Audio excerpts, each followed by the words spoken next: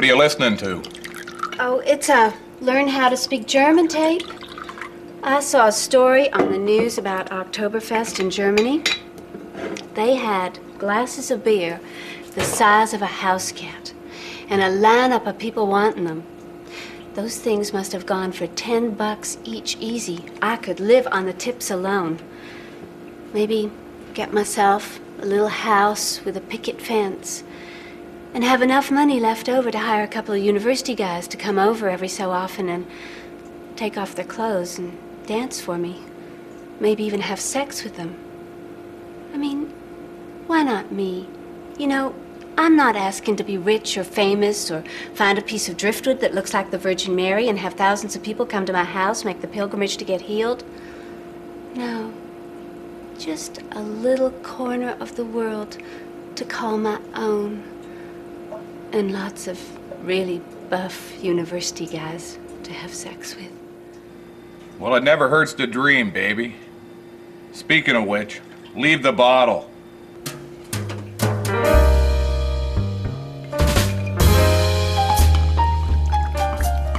Helen was a good kid, just a little mixed up. She'd spent her whole life being the last one picked for everything. That's the kind of thing that can hurt. The way all the other kids in school laugh at you and make fun of you. Finally, you get to the point where you wake up every morning sick to your stomach because you can see the abuse coming down Main Street. That's when the drinking starts. You start getting your courage out of a bottle, and that's a sucker's bet, baby. Then some kid squeals on you about the Texas Mickey in your locker, and the principal calls you down to the office and hauls your parents in for good measure. Everything keeps piling up on you, all this pressure, and you start getting real angry and bitter at the world like a kid born with a freakishly huge head and testicles the size of dinner plates. Finally, you can't take it anymore. So you down a few shots of courage and you show up in the cafeteria looking to pick a fight with the biggest guy in school. And he just laughs at you and lays you out with one punch, and when you come to half an hour later, you realize that while you were in Dreamsville, you lost control of your bladder and messed your pants. That ain't the kind of thing kids forget. So you spend the next 7 years of school walking around with everyone pointing and laughing and calling you stupid piss pants. Yeah, it's no wonder Helen is so bitter. I'm Chris O'Neill Yates. This is CBC Country Canada.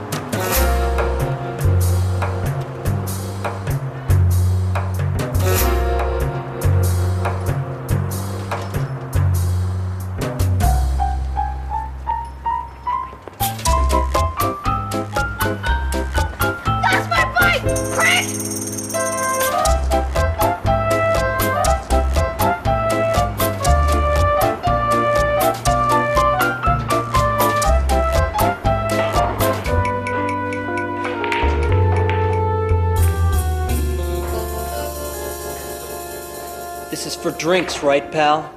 The loser buys the winner his usual round. That was the deal, prick. Son of a bitch! I guess that'll teach you not to bite off more than you can chew. You never sunk a ball. I won the game, didn't I? You didn't win the game. I lost it. Why don't you quit crying, girl pants, and get my booze? What do you want? 11 Long Island iced teas and a jug of draft. Up yours, pal. We agreed on one round. That is one round for an alcoholic. Now hurry up and get my booze before I slap you around like a circus animal. You never sunk a ball. You never sunk a ball. Get going. Next.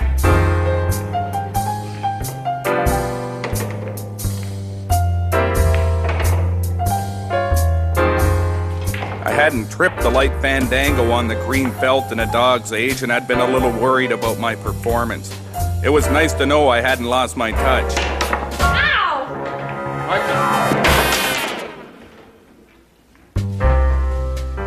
The school of unwanted hands down my pants that taught me that the game of pool is a little bit like life. If you want to come out a winner, you gotta know how to play the angles, baby. I was up to my ass in the blues and trying to fight it off with a bottle, and that's a sucker's bet. I hadn't worked a case in a few weeks and my wallet was as empty as an anorexic's doggy bag. I needed a break soon. Here's your round of drinks, moron. I ain't looking for no bum tango, pussycat. Put 'em on the shelf with the other ones.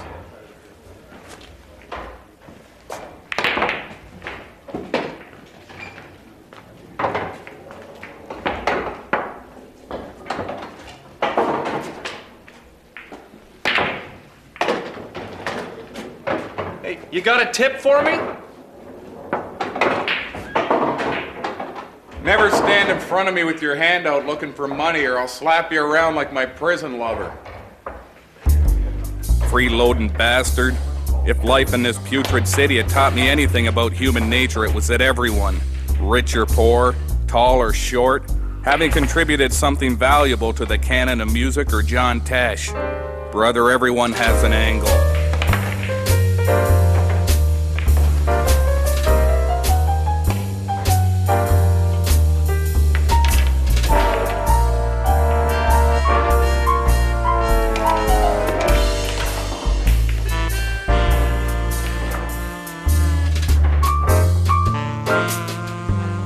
Nice shooting, idiot.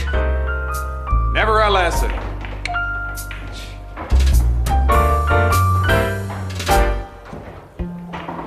I was itching for some action, but this place was as quiet as Helen Keller at a golf tournament. I figured on pretending to go to the washroom and sneaking out the back door to stiff the bastard behind the bar for my tab. But apparently Lady Luck had other plans. Plans in the form of a new victim.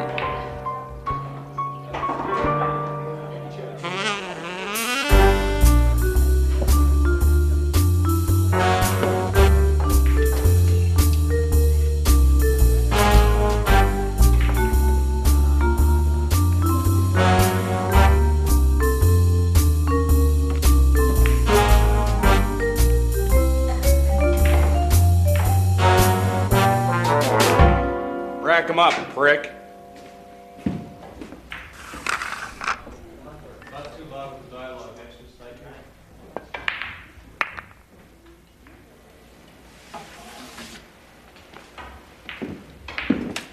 I gather you're kind of new at this.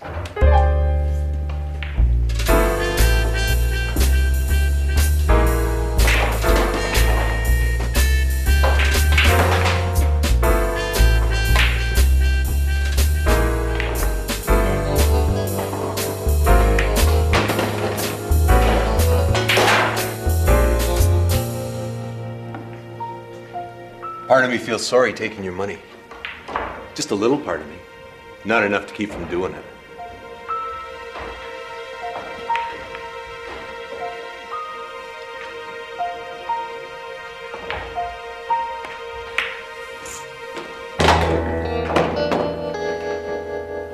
I assume you're not going to want to play again after this. Obviously, you've overestimated the self-control I have on my ego.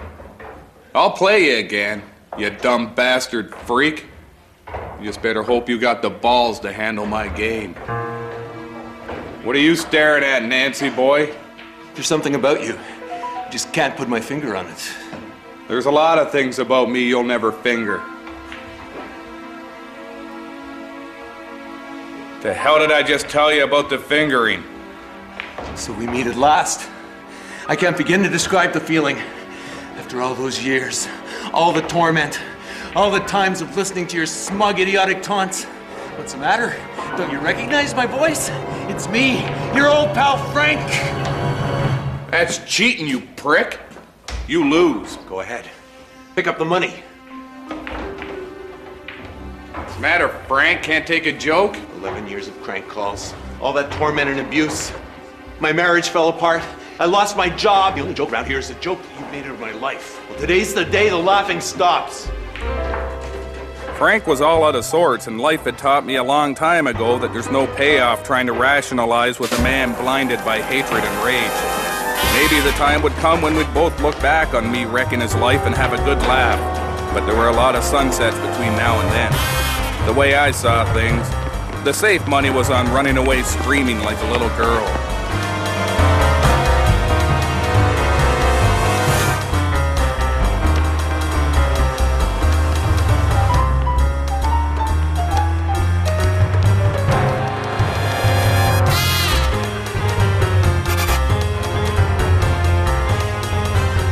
Good thing I shoplifted so much and spent a lot of time peeking in people's bedroom windows.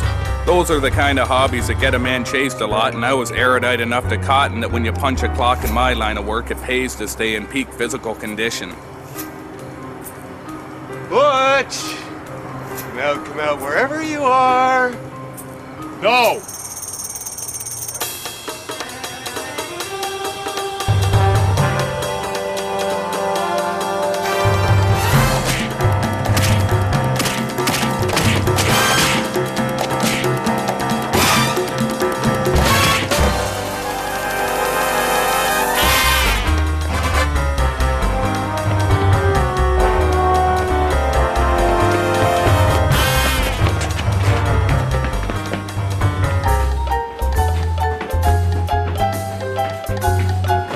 Can I help you?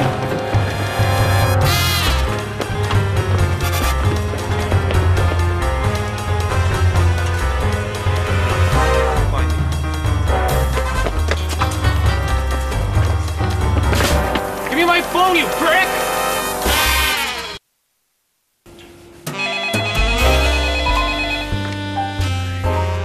What? I can hardly hear you, Butch. A large draft? Yeah, okay. What? What's that about the back door? Yep, you push it to open it. Hello, Butch? Are you okay?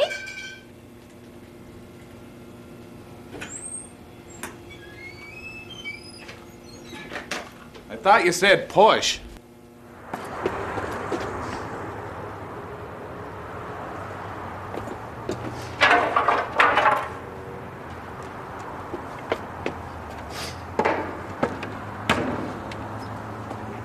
Go lock the front door.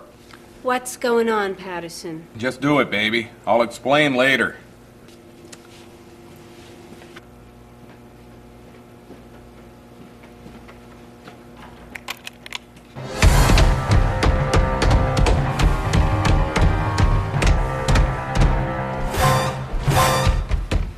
So what did you do this time, Patterson? You know that guy Frank I've been making all the crank calls to for 10 years? Turns out it was pissing him off. Well, I told you it wasn't a very good idea. Well, live and learn, I guess. So what are you going to do about it? I was kind of hoping you'd come up with something. Well, you could go out the back door. You push from this side. Now, Frank could see me coming out of the alley. Old Butchie's had enough running for one day. Figure I'll just wait it out here. Well, my boss is coming back soon, and he's going to be opening the front door.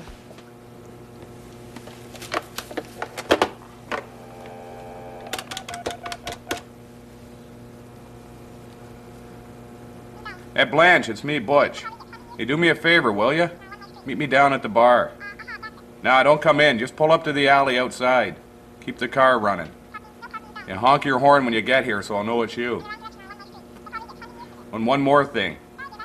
Wear that skirt I like. Yeah, the real short one I bought you for Christmas. You want another one? Nah, that beer's making me all bloated. How about you give me 6 vodka?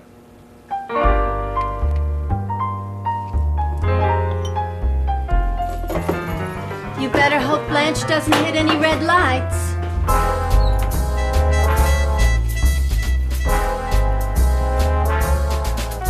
Why the hell is the front door locked? This is a lousy neighborhood. A girl can't be too safe. She can be unemployed, though.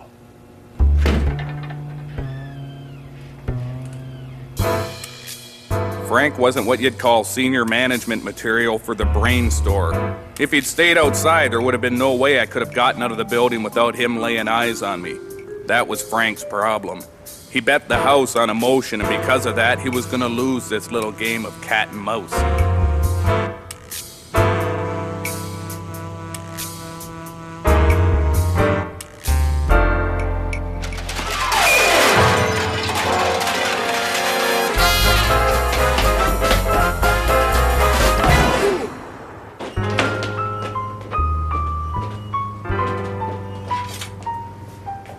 You didn't think I was dumb enough to allow you such an easy escape, did you, Patterson? Flatter yourself, halter top. Not thinking about you ain't too high on my list of things not to think about. What the hell's going on here? Shut up and just stay by the door, mister. You make sure this bastard doesn't get out.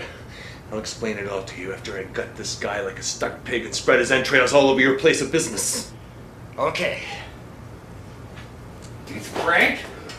Didn't think me parking my Cadillac in your wife's garage was gonna get under your skin this bad. Well, that's it. Keep talking. You're only gonna make me enjoy this more. You're about to make the last mistake of your life, prick.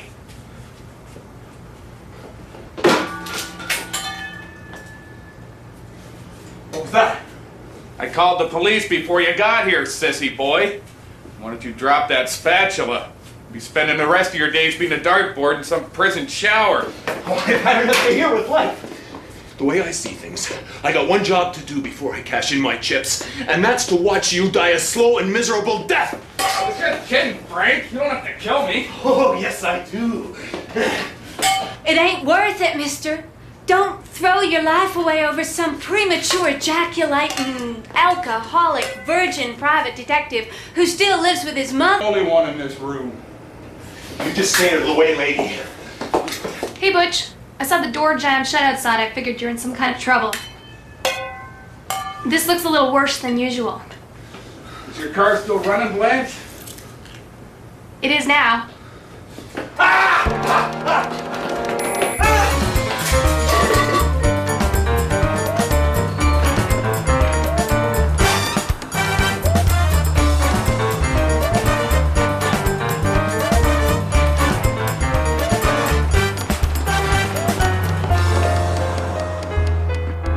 Who was that guy? Is that dumb prick Frank? You know the guy I've been making all the crank calls to for the last 11 years? He had you crying like a baby. That was all an act, dollface. Don't lie, Patterson. My guess is you were about 30 seconds away from wetting your pants. Turn around. Why? Just do it, baby. There's a little something I forgot to give Frank. I'll show you who ain't not afraid of what. What the hell is not my ass on the line? Well, you boys have fun playing soldier. I am going back in. Women, they just don't get vendettas and homicides. You don't have to tell me, pal. Well, I think I'm gonna call it a night. Yeah, there's always tomorrow.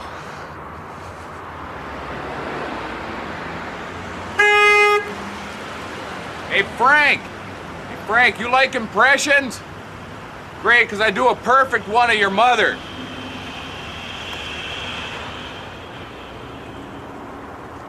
I've never met your mom, but I'm guessing that ain't a compliment. Hit the gas, baby. Let's get out of here. Speaking of gas, you're not gonna believe this.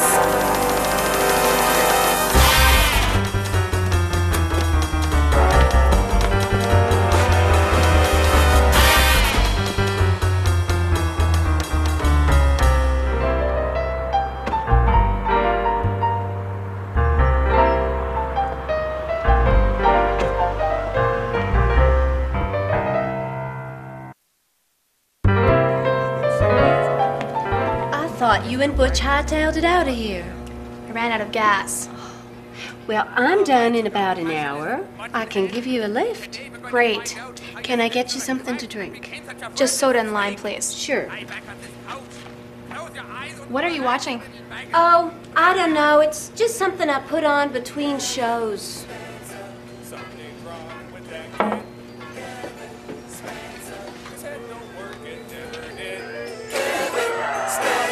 You better not cross his path. He's a chain-smoking alcoholic sociopath. Kevin was still being treated by Mr. Can you Franklin's believe the previous crap brother, they put Mr. on TV? Franklin. I tried watching this show once just to see what the fuss was about. I'll never get what passes as humor these days. Amen to that.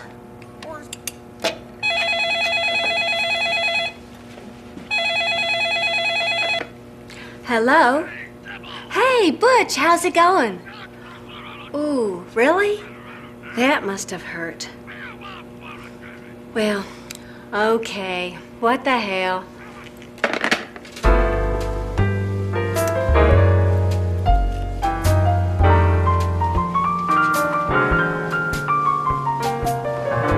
Are you still trying to expose Tommy Rubella? Still working on it. You still thinking of moving to Germany? Nah, I gave up on that idea. Oh, here he comes.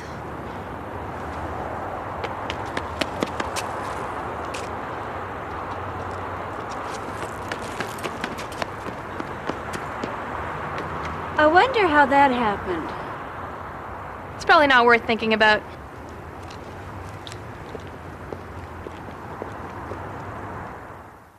Next on Butch Patterson. You smell like smoke. Smoking's bad for you. It gives you cancer. You're gonna die of lung cancer. Yes, Pete? Willie's teasing me. Leave the Frenchman alone, Willie. I want to see the money. Not until I verify your story. Maybe I should forget it. Tommy has his ways. He'll know it was me that sold him out. Come on, let's go grab a hoagie and have sex. That always cheers you up.